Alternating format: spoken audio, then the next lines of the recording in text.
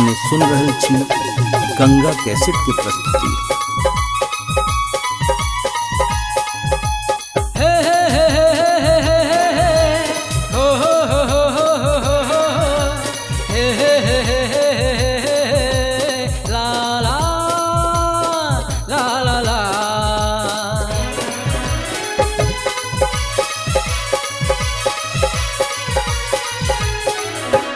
जनकपुर सन सुंदर नगरी ने भेटतियो भैया बाबू, जनकपुर सन पावन धरती ने भेटतियो भैया बाबू। कि सब कोई झूम के नाचू, कि सब कोई झूम के गाओ, कि सब कोई झूम के नाचू, कि सब कोई झूम के गाओ।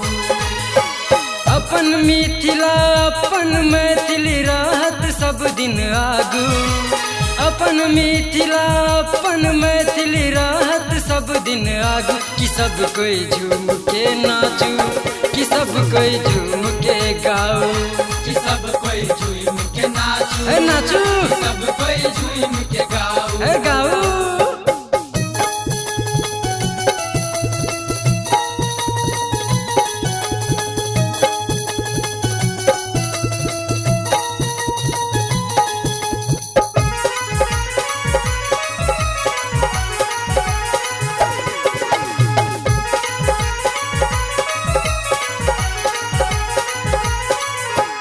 जय जगत जननी सीता माता के छै जानकी मंदिर।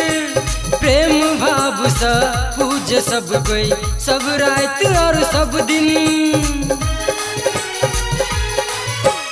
जय जगत जननी सीता माता के छै जानकी मंदिर।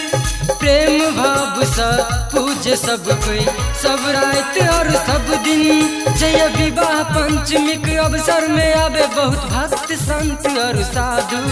जय विवाह पंचमी के अवसर में आवे बहुत भक्त संत और साधु। कि सब कोई झूम के नाचू, कि सब कोई झूम के गाओ, कि सब कोई झूम के नाचू, कि सब कोई झूम के गाओ।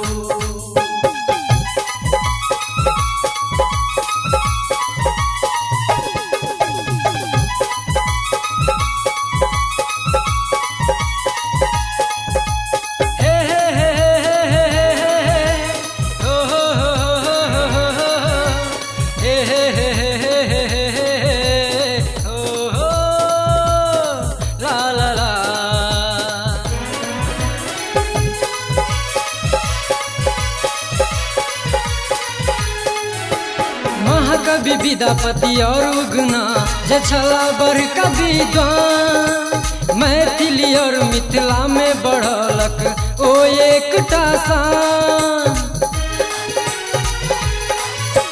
महाकवि विद्यापति और उगना जे छला बड़का विद्वान।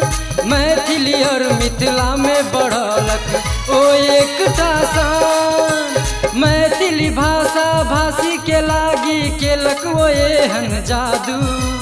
मैथिली भाषा भाषी के लागी केलक वो एहन जादू। कि सब कोई झूम के नाचू, कि सब कोई झूम के गाओ, कि सब कोई झूम के नाचू, नाचू, कि सब कोई झूम के गाओ।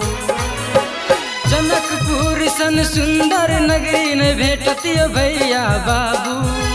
जनकपुर सन पावन धरती ने भेटतियो भैया बाबू। कि सब कोई झूम के नाचू, कि सब कोई झूम के गाओ, कि सब कोई झूम के नाचू, कि सब कोई झूम के गाओ। अपन मिथिला अपन मैथिली रहत सब दिन आगू। अपन मिथिला अपन मैथिली रहत सब दिन आगू। कि सब कोई झूम के नाचू, कि सब कोई झूम के गाओ, कि सब कोई झूम के नाचू, नाचू, कि सब कोई झूम के गाओ, कि सब कोई झूम के नाचू, कि सब कोई झूम के गाओ, कि सब कोई झूम के नाचू, कि सब कोई झूम के